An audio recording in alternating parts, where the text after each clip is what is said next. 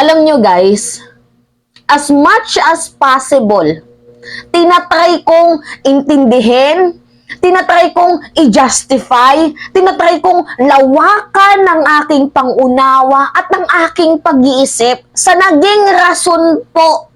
Kasi may balita ngayon kakalabas kung bakit hindi daw po agad na pirmahan ni Senate President Juan Miguel Zubiri itong request ni Senator Risa Hontiveros na approval sa subpoena, 'di ba, na inihain niya para dito kay Pastor Apollo Quiboloy.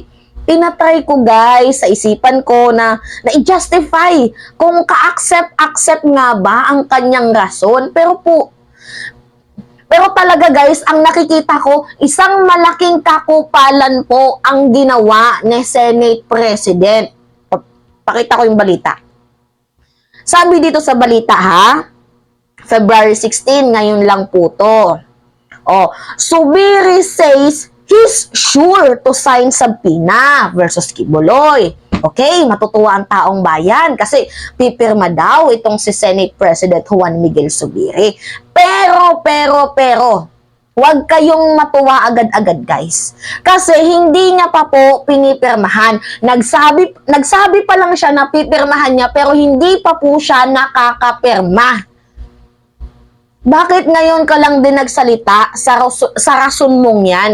Kung saan madami ng mamamayang Pilipino ang galit na sayo. Kung saan madami ng samot-saring public opinion ang nilabas ng mamamayang Pilipino na hatred sa'yo. Bakit ngayon ka lang nagsalita? Hindi ko guys ma-justify itong kanyang rason na kasi sabi niya, naging busy daw siya. Mamaya babasahin ko na lang yan sa inyo.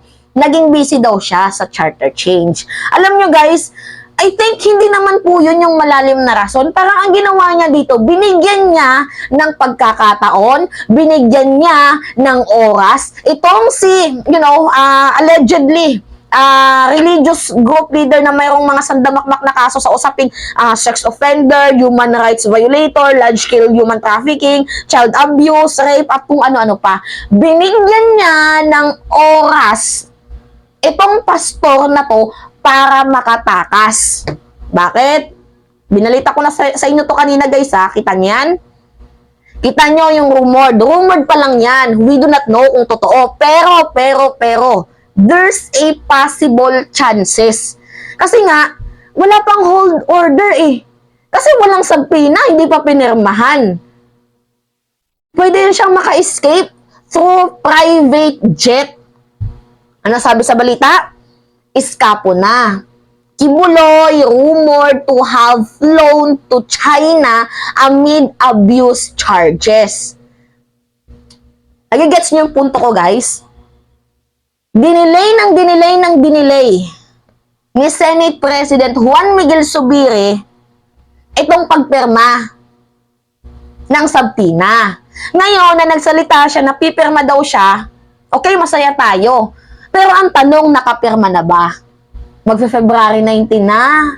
Malapit na ang pangalawang pagkikita ulit dyan sa Senado. Abay, bakit hindi ka umattend? Si Coco Pimentel lang umaattend, tapos sa Senator Risa Hontiveros, ano yun? Ano yung silbi mo? Ano yung gamit nyo? Senator Robin Padilla, umattend ka. Bato de la Rosa, Bongo, umattend kayo. Umattend kayo. Diba? Nasa pinig na ng kamatayan, nasa hukay na nga ang kanang paa ng mga biktima. Dahil nga, may nangyaring harassment na, pangkikasing, pangbabanta sa kanilang buhay. Ang dami ng ganap, tapos delay ka pa din, almost 1 month na.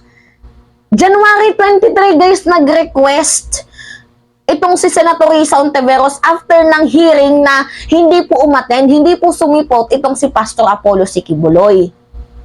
And a week ago, more than a week na nakalipas, nag-request ulit siya, February 6. Last call out niya kay Senate President.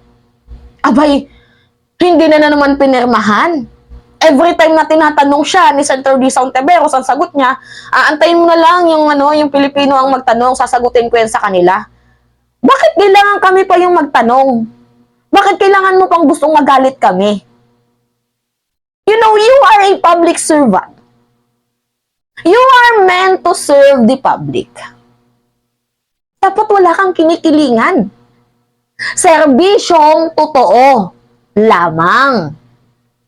Diba guys? Putang ina. Taranta. Basahin natin tong balitang to.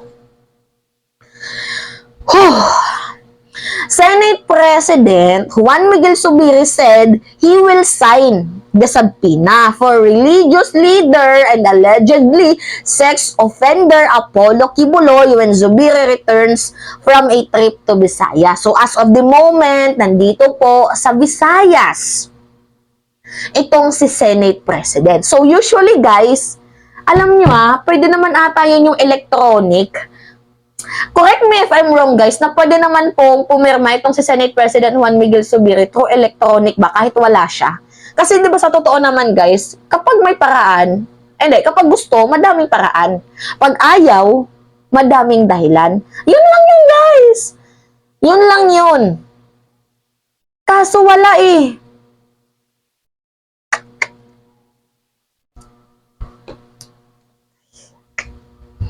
I have been told by my staff that the issuance of the subpoena for Pastor Apollo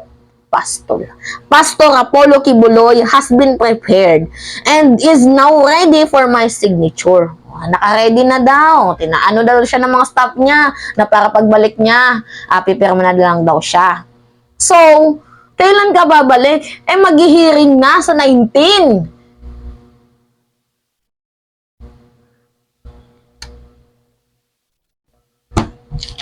Ano pa nga ba nga asahan natin sa isang Senate President na, produkto nang di umano'y pandaraya?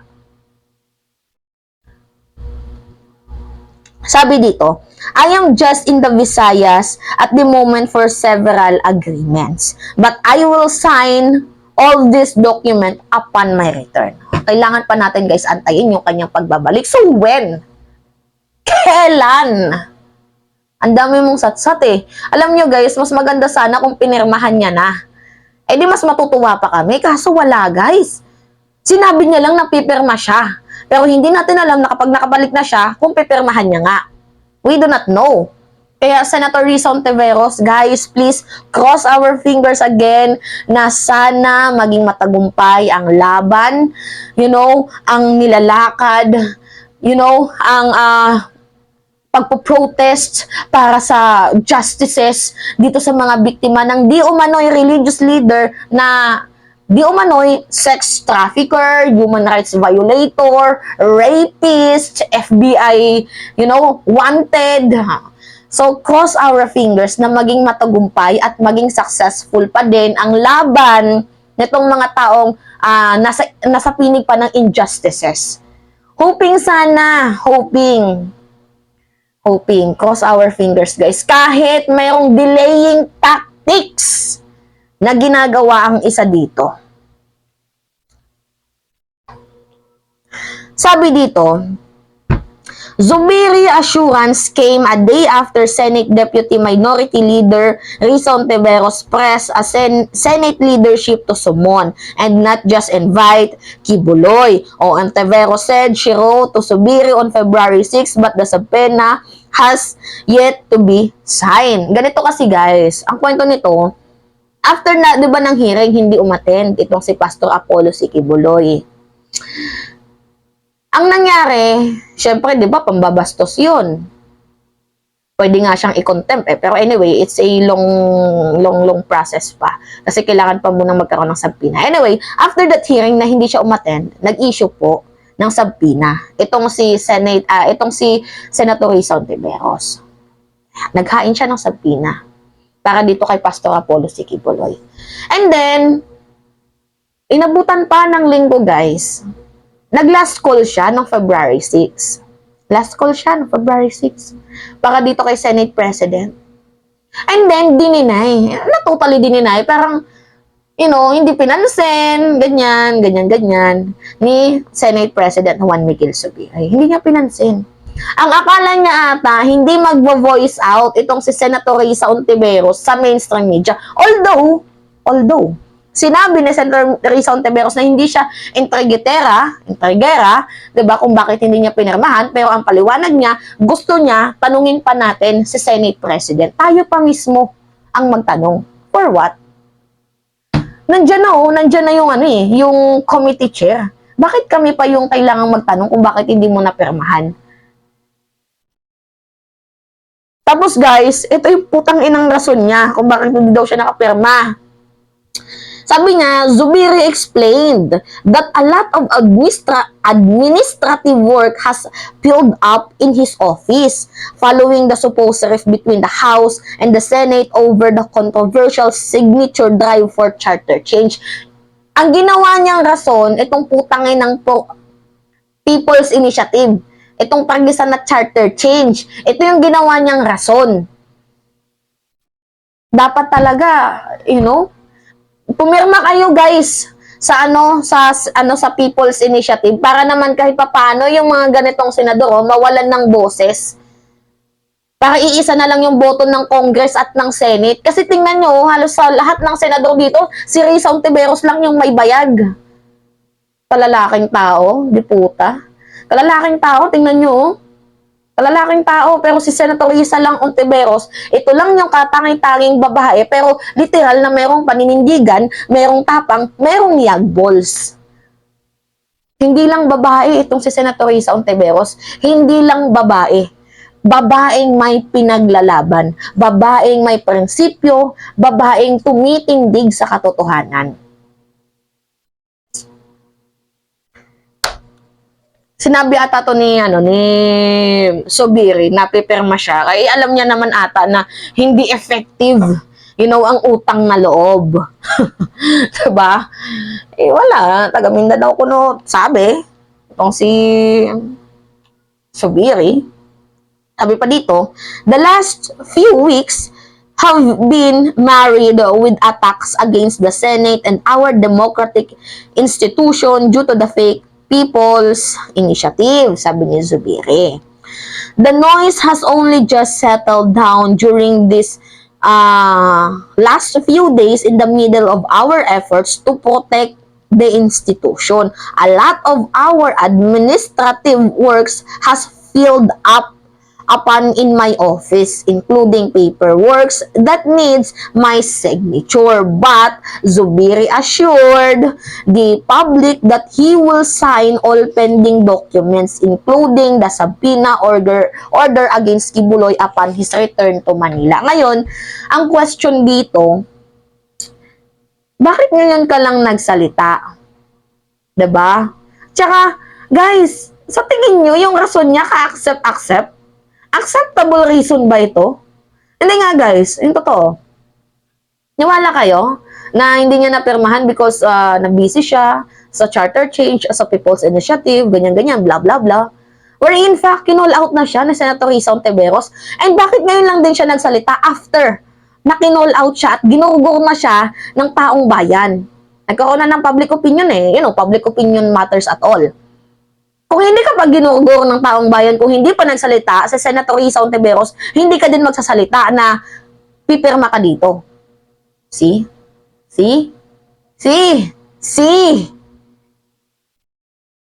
Nakakagigil guys. Nakakagigil sa totoo lang.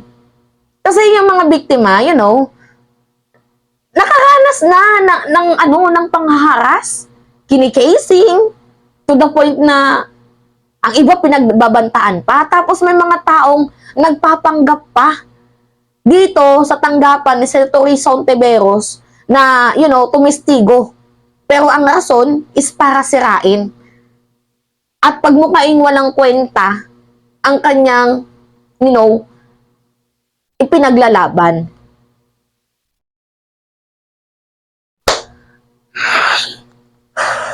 Hindi ko talaga ma-digest itong si Senate President. Siguro guys, kahit tumakbo to sa susunod, ayoko na.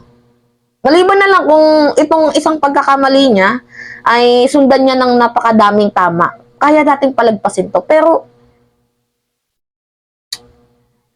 ang pangit kasi guys kapag meron tayong Senate President na di umano protector ng mga human rights violator, sex offender, sa madaling sabi, protector ng masasama. And di umano, mga taong nababayaran ng prinsipyo, pagkatao, ang pangit. Ang pangit na magkaroon tayo ng ganyang public servant.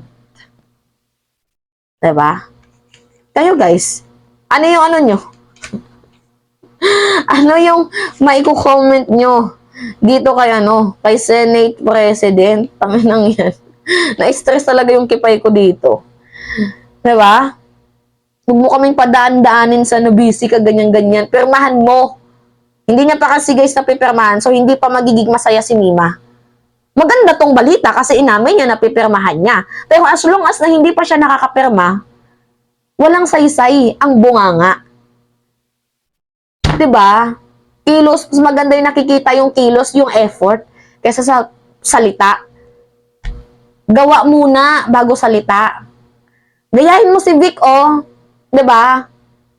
Pinalayas niya yung ano, mga operators ng Pogo doon sa Pasay. Pasig, tama ba? Pasig. Yun. Pinalayas niya. And after niyang mapalayas, binalita siya ng mainstream media. Dapat ganun. Gulatin mo kami. Diba? Para naman, nagmumukha kang kahanga-hanga at deserving dyan sa pwesto mo.